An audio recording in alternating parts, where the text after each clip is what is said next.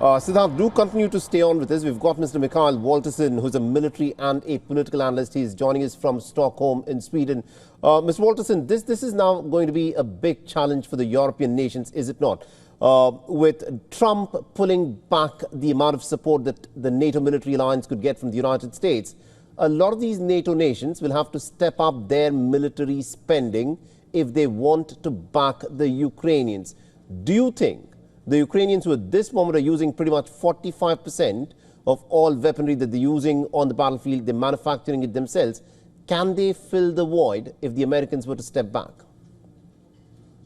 No, I think it's very doubtful. And another interesting aspect of this is that from the Ukrainian side, they have said that, of course, they are satisfied that they have get support from the West, but to be able to win the war, it must at least be 5 times as large support as they have gotten, and that's not possible.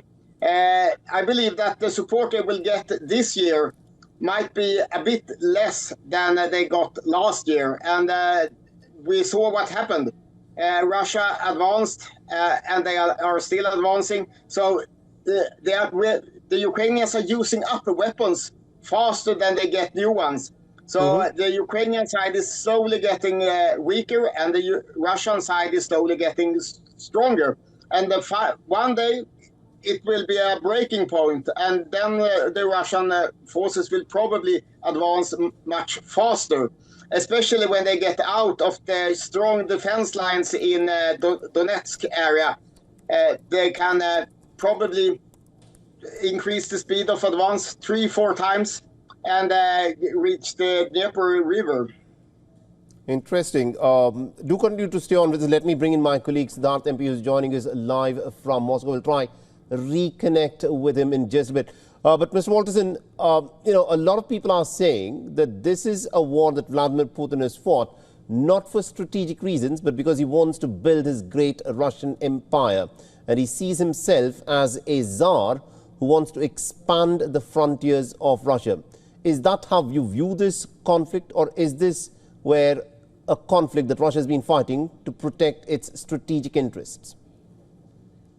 Well, I believe that mainly it's to defend strategic interests, because Russia sees Belarus and Ukraine and Russia in general as one country, but that has had some difference in history, and they don't want Ukraine or Belarus to leave the Russian world. So when Ukraine has been split in 2 halves. In the east and south, people have been speaking Russian, and they have been wanting to have good relations with Russia. And in the west, western part, they are speaking Ukrainian and don't like Russia and want to have good relations on the other side. And that's why they were neutral. But when they stopped being neutral in 2014 and moved towards the west, it was seen as one of the biggest strategical defeats that Russia had in history. So I believe that it's mainly strategical interests. Right, we'll talk about Ukrainian neutrality in just a bit, but I also want you to weigh in on some expectations that European leaders have. A lot of people are saying that Vladimir Putin will not stop at Ukraine. He could then next turn on the Baltic nations. Poland has increased its defense spending to 4% of its budget, and the German defense minister has gone on record and said that Europe should brace itself for a Russian attack, probably in the next 4 to 5 years. Do you think there is an impending war that the Russians could in fact start with the European nations in Central Europe in the next 5 years, as the German defense minister Boris Pistorius seems to be suggesting? I doubt it, but if the European countries talk about Russia as an enemy the entire time and prepare for war, the risk for war, of course, increases. But much depends on how the security situation in Europe will be in the future. If US and Europe will have close relations, Russia would, of course, not want to cross the borders to NATO. But if US leaves NATO, and there might be a split within Europe, and there is a new European NATO emerges, but maybe not with the entirety of Europe, maybe just the northern part of Europe, then the military balance might be stronger for Russia. And if the politicians in the Baltics, especially Estonia and Latvia, continue to treat their huge Russian minorities as badly as they do, and there are historical reasons why they are doing this, because they believe that Russia tried, or the Soviet Union tried to eliminate them as a people, but they don't live up to human rights standards in the treatment of the Russian population. Then Russia might use such an opportunity, but there is no such opportunity now. The only country I believe in Europe that might be in Moscow's crosshair is Moldova, because it's not a member of NATO and or the EU either, and it has a very split population. We saw it in the elections. It was 50-50 for the pro-Russian parties and the pro-European parties. And there are going to be new elections, and those that are pro-Europeans rule Moldavia. Right. But they are treating the opposition very badly, and that might happen. But then Russia must take southern Ukraine with Odessa, because otherwise it's too far away from them. Absolutely. I think that, of course, is a crucial point. Now, on the question of how involved the Americans will be in European security architecture, Donald Trump on more than one occasion has said that there is a big ocean that separates the United States from Europe, and therefore the security challenges that Europe is confronted with are not the same security challenges of the United States of America. With that being a clear statement on how Donald Trump views the security architecture of the United States, which he sees to be separate from Europe, how concerned do you think the European nations should be to build up their own defense capacity? Well, of course, they must be very anxious, because they have been living on under the U.S. defense umbrella. But a main problem is nuclear weapons. Because even if the United Kingdom and France have nuclear weapons, it's not very many. And they will, of course, not use them to defend other parts of Europe, even if they say so. And if they have about 400 nuclear weapons and Russia has maybe 5,000-6,000, right, it would be a very bad thing to start a nuclear war. And if Europe would like to get new nuclear weapons, it takes time. We see China has been building its nuclear arsenal and are working very hard with it. But they are still not reached 1,000. And it will probably be maybe 30 years before they can be at the same level as the US and Russia. Now, Ms. Walton, there's a lot of talk on how the European nations could, of course, respond to the forthcoming security challenges. There is a lot of talk within Germany on whether Germany should acquire nuclear weapons. In your assessment, if the Americans continue to remain aloof from the European security architecture, do you think that would push the German nation to nuclearize? Yes, it's very possible, because much has changed during the last years. Until 2022, Germany spent very little on its defense, and now they are quickly rearming, and it will take time.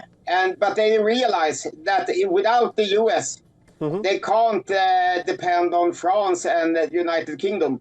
And if they want to have some equality with Russia, they must have nuclear weapons. I think that's an important point that you make there. And with the Americans being a little aloof from the European security architecture. What do you think is the future of the NATO military alliance, considering what is played out in Ukraine, and especially the new nations such as Sweden and Finland, which have joined the NATO military alliance? How are they looking at the developments in Ukraine? Well, many in Europe, and especially in Sweden, see the war in Ukraine as a defense of their own countries. It's better to fight Russia in Ukraine than fight Russia at home. But I believe that both in Germany and Poland and Sweden, there's no huge risk that Russia will come here. But countries that are bordering Russia, the Baltics and maybe Finland, they would be in a much worse situation. And since especially Sweden are very supportive of the Baltics and Finland, so we see them, if there's a war there, we will defend them. And now we also see that we are defending ourselves in Ukraine. Sweden is the country in the world this year that has given most money to Ukraine per capita.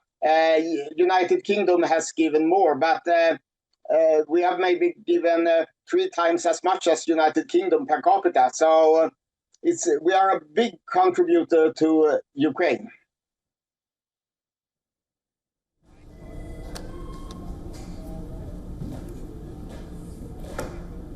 Right. Let's also talk about the optics at play here. You know, those images that we saw of the two leaders coming together. And now that meeting is underway. Of course, the U.S. president joined by his Russian counterpart. That meeting has gone on now for over 1 hour, 30 minutes. That meeting, remember, just to remind our viewers, started at 11:32 a.m. local time. Which is 1:02 a.m. Indian Standard Time. Let's just go back to talking about the run-up to this meeting and the point where things stand right now. There are several aspects at play here. We were earlier joined in by a voice from Kiev, who, you know, was talking about what all of this really means for the people on the ground in Ukraine and for Europe at large. But let's just get in your perspective on that. You know, of the fact that this meeting is taking place and the land swap that's been making the headlines regarding what the U.S. President Donald Trump has said, and Russia reiterating that their position remains absolutely clear. For Russia, this meeting is a very huge success because the West has said that Russia is totally isolated. But of course, it's isolated from the West, those 15% of the global population living in the West, not from the rest of the world. But by having a meeting with the leader of the Western world, President Trump, Russia is accepted. They could say that Europe is isolated instead from the rest of the world. But for Russia's part, it has been an up and down relation with Trump. Trump has a huge respect for Putin, and he tried to talk with Putin earlier, but then he became frustrated when nothing happened. And then there was a long campaign from European politicians who wanted to restart U.S.-Ukrainian relations. And it seemed that they were partly successful because Trump accepted the idea of secondary sanctions on the countries that made oil trade with Russia, and they set a deadline. But that seems partly to be forgotten now. So Putin is doing an offensive of his own to regain good relations with the Trump. And it's very possible that he might succeed. And I believe that they in Ukraine are very frustrated because after a half a year of hard work, hard labor, they succeeded in getting Trump on their position, and then suddenly everything changed again.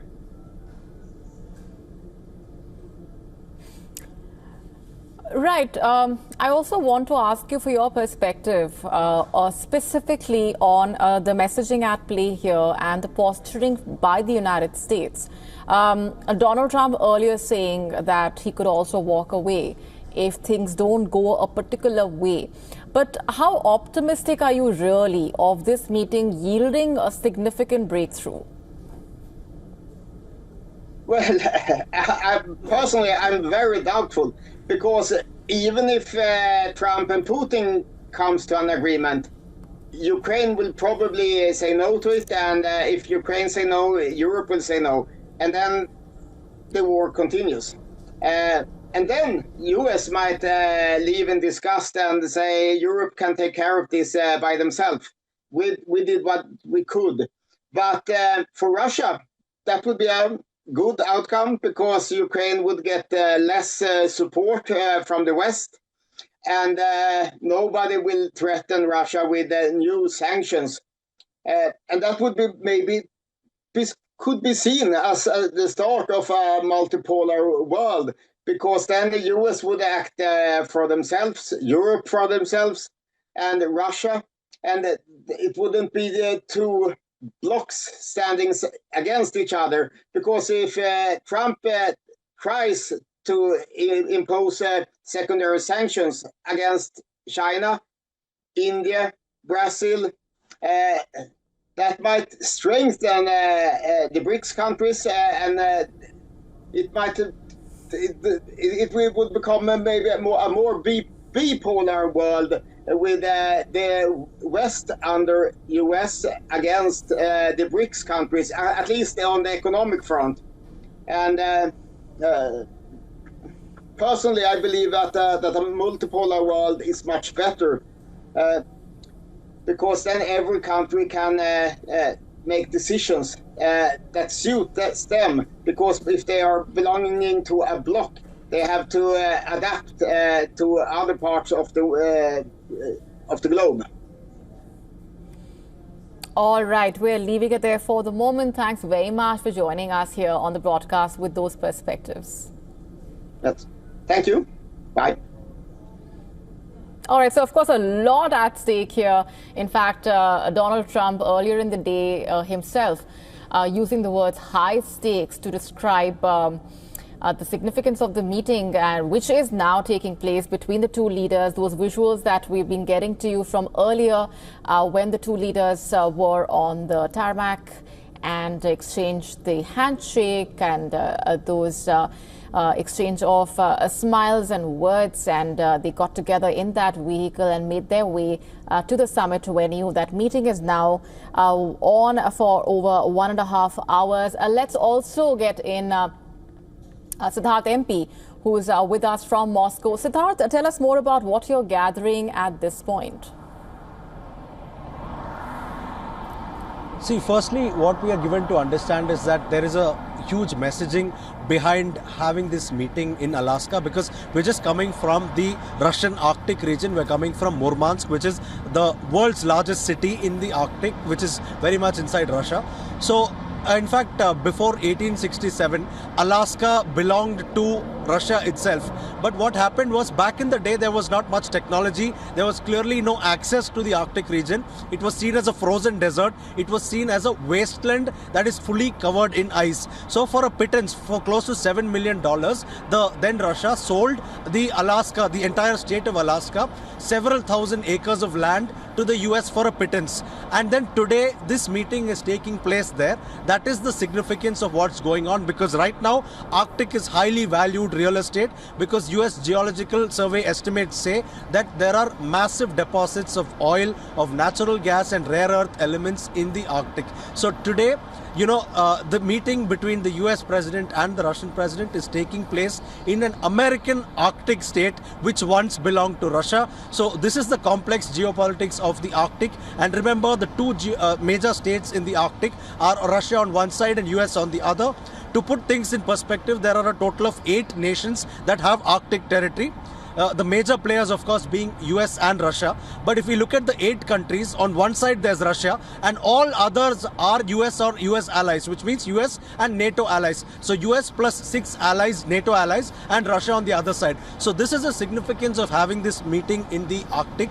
And more importantly, talk about Alaska as a venue, and this is more like a neutral venue because it's pretty much equidistant from both Moscow or from Washington DC. So it's completely away from the respective mainland of each countries. So it's more like a neutral venue, and in a way both countries can say that, you know, they are connected to Alaska because Russia at one point in time owned Alaska, and at present, or rather from 1867 onwards, Alaska is part of American territory.